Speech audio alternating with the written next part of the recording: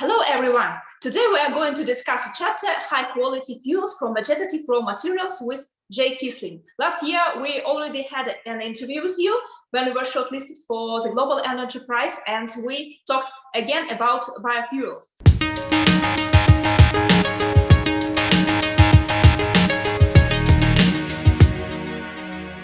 So the topic has not lost its relevance since, and biofuels are still an important solution to the transport sector's greenhouse gas emissions. But are biofuels really CO2 neutral? Well, they can be CO2 neutral. It depends how you make them. If you use the right crops or the right starting materials, such as forest material or agriculture waste, and you process it properly, you can actually make a fuel that's carbon neutral. In fact, some of these energy crops, when they're planted in the ground, actually sequester more carbon in the soil than what a traditional crop might sequester. And so we can get to carbon neutrality, maybe even carbon negativity with some of these biofuels. Here we will approach the second generation biofuels. So more crops and farmlands are dedicated to feedstock for fuels rather than food. Or am I exaggerating? Do biofuels affect the production of food?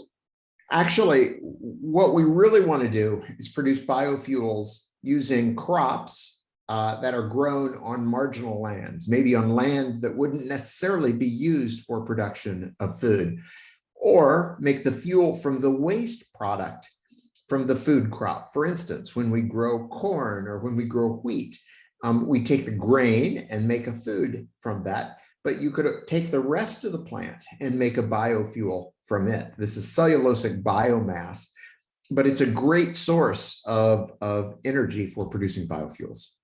But can it happen that growing crops for fuel create higher food prices? There has been talk that this would be the case, but in fact, it's never been definitively shown that it would raise the food prices. And again, it's a matter of choice. If we choose to produce the fuel from crops that aren't grown on food, the land that grows food, then there should be no tie-in to raising the price of food. In fact, if we use the part of the food plant that you don't use for producing the food, for instance, the stalks of the corn or the stalks of the wheat, then in fact, maybe it could reduce the price of food by making those food grains less expensive. Farmers would get more profit by collecting the biomass and turning it into fuels and turning the grains into food. You mentioned also in the chapter that a good source for advanced fuels are fatty acids. But does this mean that animal fats are also suitable for creating biofuels? Well, in fact, it's been shown over many years that you can take the grease that we fry foods in fact, and when we're finished using it as a frying oil, you can actually turn it into a biodiesel. So we can take many of these waste materials that we might otherwise just dispose of in a landfill and turn them into biofuels using this next generation technology. But can we mix them, or we should only use one of them, like only fatty acids or only crops, or we can mix them? So the goal is to be able to mix them and use a variety of biomass, whether it's in fatty acids from fats or whether it's in crops. And if you think about fuels are not one molecule. They're a mixture of molecules, and they've been mixed together in a way to give the fuel the right properties for the engines we have.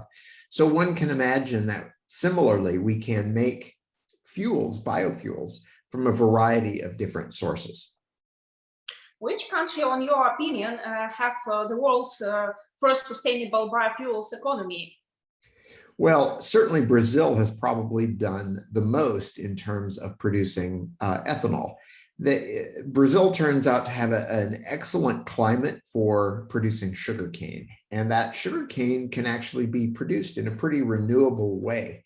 So they've probably gone the farthest in terms of the amount of energy or transportation fuels that are produced from biomass, or the percentage that is. Now, the US is, I think, still the largest producer of ethanol in the world, and that's used mainly as an oxygenate in petroleum-based gasoline.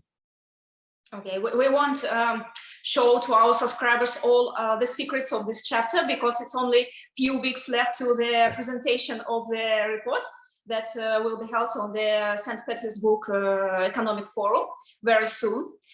So on this, our official part of the interview is over. Thank you.